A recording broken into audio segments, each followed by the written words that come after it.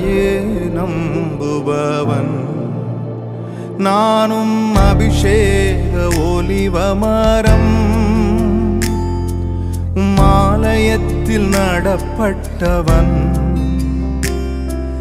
சமூகத்தில் வாழ்கின்றவன், அன்பையே நம்புபவன்.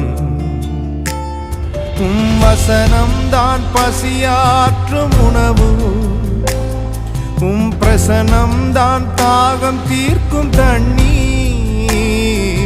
வசனம்தான் பசியாற்றும் உணவு, பிரசனம்தான் தாகம் தீர்க்கும் தண்ணீர்.